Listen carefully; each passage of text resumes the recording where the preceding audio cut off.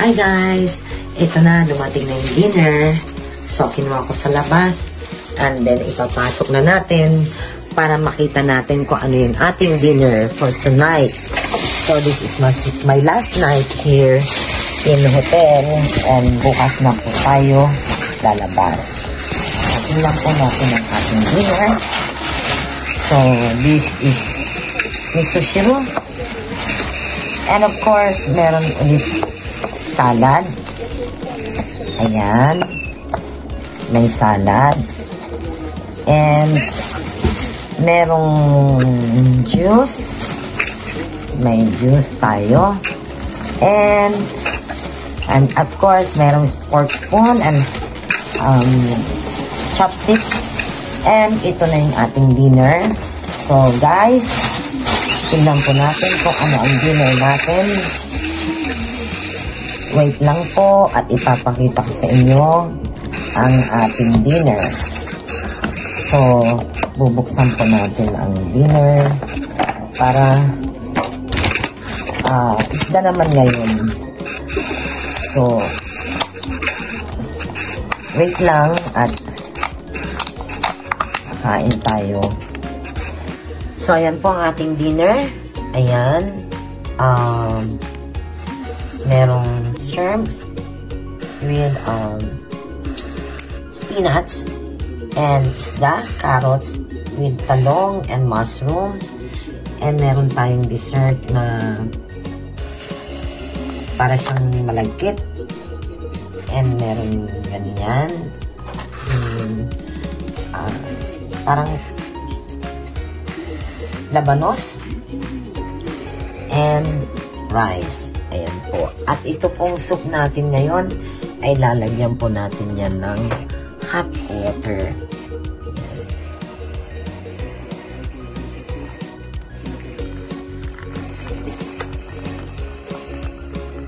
So hanggang dyan lang sa line niya. So that's it. Ang ating sushi.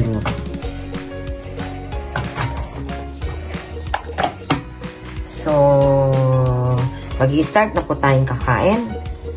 Guys. Okay. So, ayan po. Inom tayo ng miso shiro. Medyo nagsalita po yung anak ko sa kabilang phone. Kausap ko. Bukas sasalubong siya. Excited ko na po silang makita. So, nag-usap po kami sa isang phone. So, kakain na po tayo ng spinach. Ayan. Sarap. Tikman natin yung isda. This is Thai fish.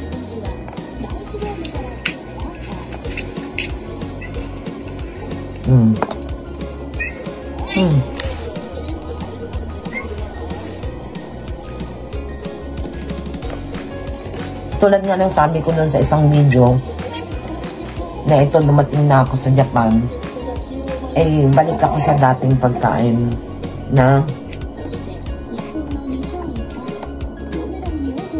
dahan-dahan lang, and then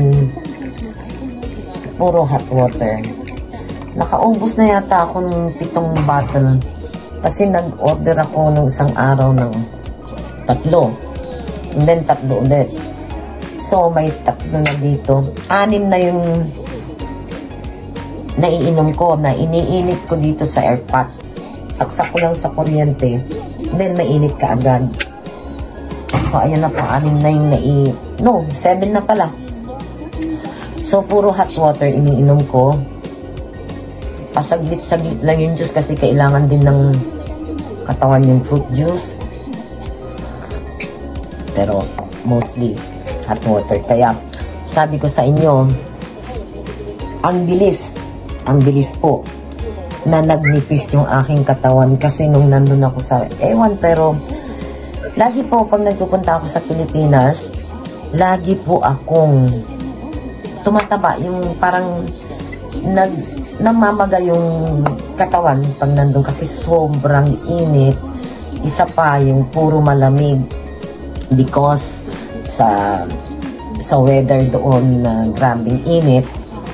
So, yung iniinom ko is laging malamig, and then hindi yata tanggapin ng katawan ko yung malamig na malamig. So, talagang sanay po ako sa hot water. And then, babad ako sa bathtub ng mainit na mainit. So, parang na-relax yung katawan ko. Para bang, this is my life. Hindi ko naman inaano kasi Pilipina rin ako. Pero mas madami po yung taon ko dito sa Japan kaysa sa Pilipinas. Ay, 23 years old ako nung napunta ako sa Japan, and then ngayon is 58 na ako. So, 23, nag-start ako ng 23 na nagpupunta na sa Japan. So, I'm now 58. So, kwentahin mo yan. And that's it. So, 35 years na nandito ako. Ikumpara mo sa 23. So, yan po. Ang ating pagkain ay kakain muna tayo, pero hanggang siguro late night meron pa akong dinner.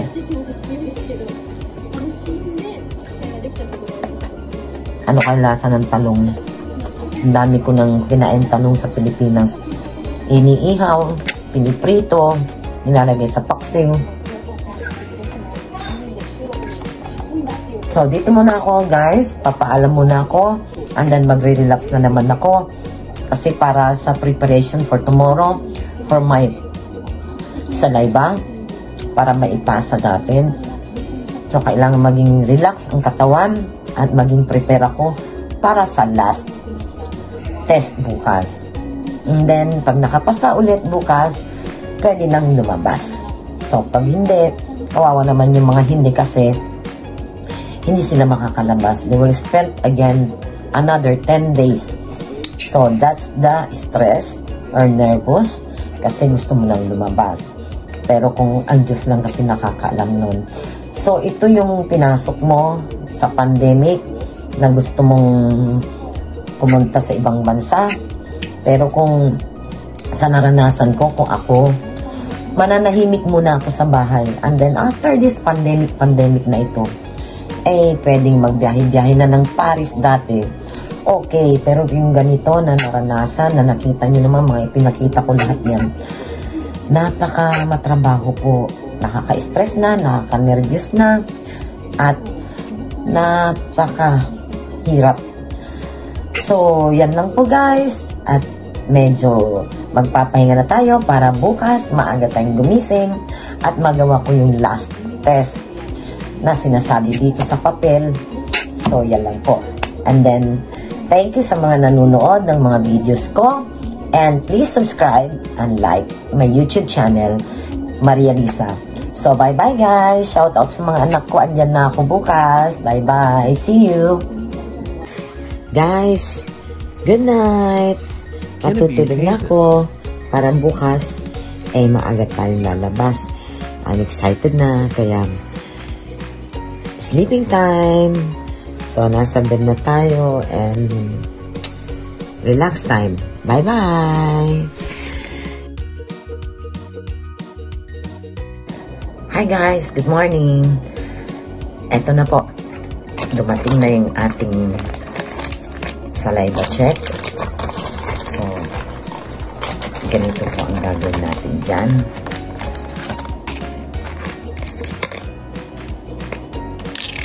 So, that's it.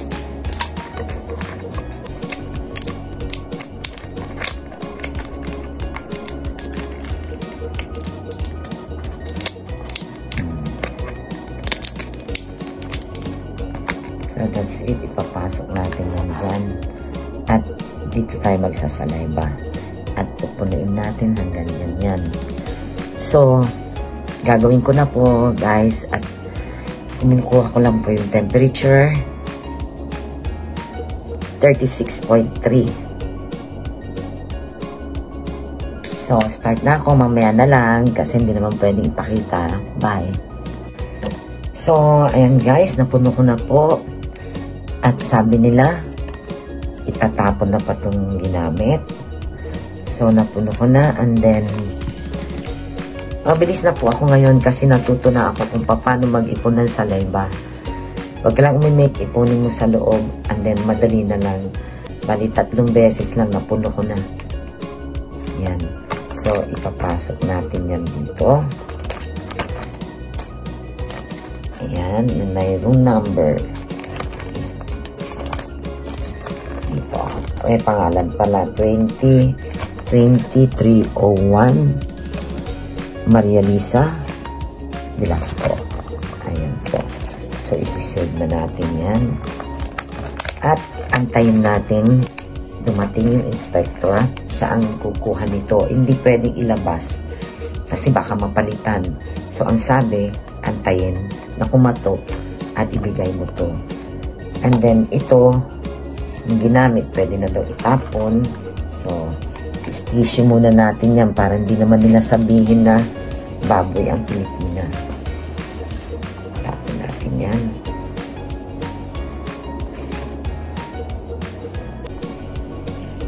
Okay. So, ito na po. Tapos na, prepare na. And then, after nilang makuha ito, maliligo na po tayo. Kasi, pagkatapos nilang makuha sa lahat ng room na na-quarantine, at saka sila magbibigay ng almusal.